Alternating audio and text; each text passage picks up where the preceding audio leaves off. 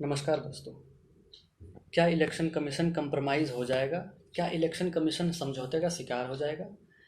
ऐसी कुछ बातें की जा रही है। तो अब ये बातें क्यों की जा रही है? क्योंकि इस सत्र में हमारे पार्लियामेंट के इस सेशन में हमारे होम मिनिस्टर साहब ने एक बिल लेकर आया, जिसमें इलेक्शन कमीशन का जो गठन होगा उसकी प्रक्रिया को लेकर एक बिल लेकर आए हैं, जिसमें ये बताया गया है कि इलेक्शन कमिश्नर्स का जो नियुक्ति होगा जो, तो उसमें एक कमेटी द्वारा उन्हें नियुक्त किया जाएगा। तो उस कमेटी में कौन कौन से मेंबर होंगे, उस बात को लेकर इस बिल में कहा गया है, जिसको लेकर हमारे कपिल सिब्बल ने भी, जो वकील हैं, बहुत वरिष्ठ वकील हैं, लॉ मिनिस्टर भी रह चुके हैं, उन्होंने सवाल उठाए और बहुत सारे लोगों ने सवाल उठाया।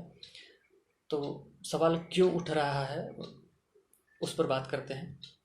इस साल मार्च में हमारे सुप्रीम कोर्ट ने कहा कि जब तक सरकार एक कानून नहीं बना लेती है जिसमें से उस कमेटी का गठन के बारे में बताया जाए, तब तक सुप्रीम कोर्ट ने अपनी तरफ से सजेशन दिया था कि जो हमारे इलेक्शन कमिश्नर्स हैं उनका नियुक्ति किया जाएगा एक कमेटी के द्वारा, जिसके मेंबर होंगे prime minister, leader of opposition मतलब कि विपक्षी दल के नेता लोकसभा के, और chief justice of India Bharat Bharat के मुख्य न्यायाधीश, ये तीनों मिलकर इलेक्शन कमिश्नर को चुनेंगे और इलेक्शन कमीशन का गठन होगा।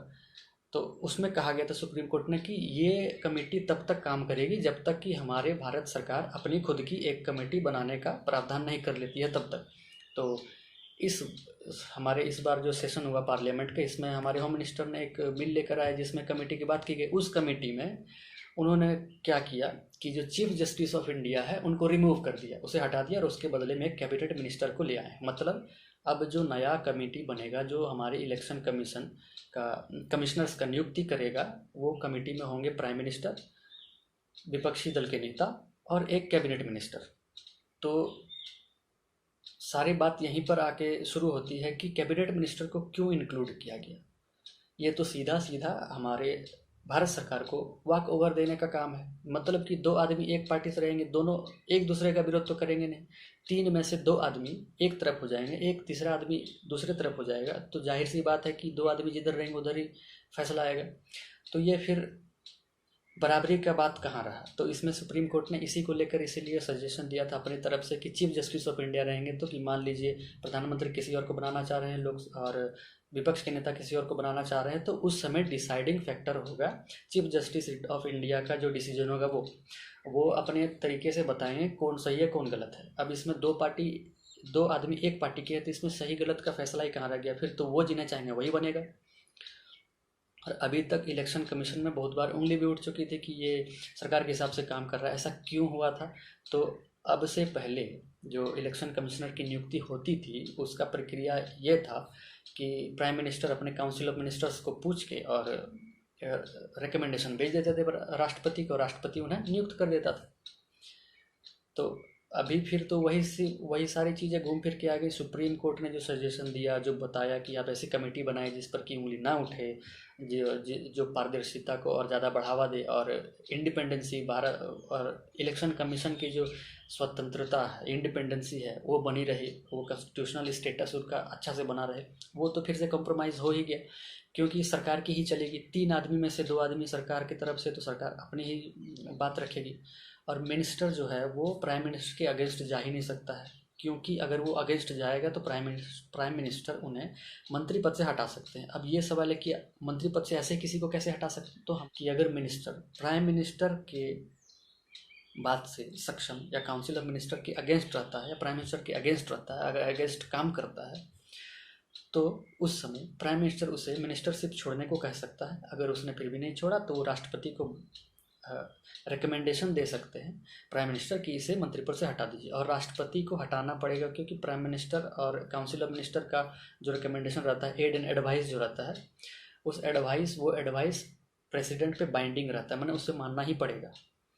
तो कैबिनेट मिनिस्टर प्राइम मिनिस्टर के अगेंस्ट कभी नहीं जा सकता है। इसी बात को लेकर चिंता हो रही है सबको कि ये तो इलेक्शन कमीशन कॉम्प्रोमाइज़ हो जाएगा। उंगलियां जो उन पर अभी तक उठ रही थी अब और ज़्यादा ही उठने लगेगी। और सरकार को ये चीफ जस्टिस को नहीं हटाना चाहिए था इस कमेटी में, वही कमेटी रहने देना चाहिए था जो सुप्रीम कोर्ट ने सजेस्ट किया था। वो कमेटी अच्छी थी और निष्पक्ष एक तरीके से वो नियुक्ति होती है, उस पर उंगली भी नहीं उठती, ना इलेक्शन कमीशन पर उंगली उठती और ना ही सरकार पर उंगली उठती, और ना इलेक्शन कमीशन की इंडिपेंडेंसी और कॉन्स्टिट्यूशनलिटी पर उंगली उठती।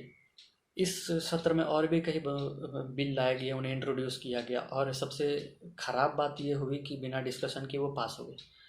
तो एक और था, आईपीसी में बदलाव किया गया, सीआरपीसी, एविडेंस एक्ट और इंडियन पिनल कोड 1860 का, क्रिमिनल प्रोसीजर कोड 1861 का और इंडियन एविडेंस एक्ट 1872 का। ये तीनों के पहले नाम बदले गए और ये इंग्लिश वाले नाम हटा के हिंदी वाले नाम किए गए। जैसे कि आईपीसी जो इंडियन पिनल कोड है उसका नाम बदलकर बीएनएस किया गया, भारतीय न्याय संहिता, और सीआरपीसी क्रिमिनल प्रोसीजर कोड उसका नाम बदलकर किया गया है बीएनएसएस, भारतीय नागरिक सुरक्षा संहिता, और एक है एविडेंस एक्ट जिसका नाम बदलकर भारतीय साक्ष्य बीएस किया गया। तो इसमें अब साउथ इंडिया वाले बोल रहे हैं कि ये हिंदी क्यों थोपा जा रहा है ज़बरदस्ती। उन्हें नाराज़गी है। हमारे तमिलनाडु के जो चीफ मिनिस्टर है उन्होंने नाराज़गी जताई है। और साउथ इंडिया में स्टेट्स बने थे लिंग्विस्टिक बेसिस पर, तो वो लैंग्वेज को लेकर विरोध तो करेंगे। उन्हें हमेशा लगता है कि हिंदी उन पर थोपा जा रहा है। और सीआरपीसी में, आईपीसी में बदलाव भी बहुत सारे किए गए हैं। आईपीसी में एक बदलाव किया गया है जिसे अभी न्यूज़ चैनल वाले दिखा रहे हैं कि लव जिहाद के विरोध में कानून बनाया गया। तो ऐसे सरकार ने डायरेक्ट लव जिहाद बोल के लिखा नहीं है उसमें लिखा गया है, एक नया सेक्शन जोड़ा गया, उसमें लिखा गया है कि अगर कोई व्यक्ति या लड़का मेल अगर किसी फीमेल को, लड़की को गलत इन्फॉर्मेशन, अपने बारे में गलत इन्फॉर्मेशन देकर, मिसगाइड करके उससे संबंध बनाता है या शादी करता है तो उसे 10 साल की सज़ा होगी। चाहे वो अपने बारे में गलत अपना धर्म बताए, अपना नाम गलत बताए, अपना कंट्री ऑफ ओरिजिन गलत बताए, अपना इकोनॉमिक कंडीशन के बारे में गलत बताए, प्लेस ऑफ ओरिजिन गलत बताए, और संबंध बना ले और शादी कर ले, तो उसमें अगर लड़की केस कर देगी और अगर प्रूफ हो गया कोर्ट में कि इस लड़के ने गलत किया था, गलत बताया था, तो उसे 10 साल की सज़ा होगी। पहले भी ऐसा था पर इतना 10 साल का सज़ा नहीं था, अब 10 साल की सज़ा कर दी गई। मीडिया वाले इलेक्शन कमीशन वाले को लेकर एक भी डिबेट नहीं कर रहे हैं, ना उसके बारे में बता रहे हैं, जो कि बहुत एक तरह से आप कह सकते हैं खतरनाक है हमारे डेमोक्रेसी के लिए, फ्यूचर के लिए। जब डेमोक्रेटिक इंस्टीट्यूशन हमारे बचेंगे ही नहीं तो डेमोक्रेसी को सिर्फ किताब में पढ़ के क्या फ़ायदा है। धन्यवाद।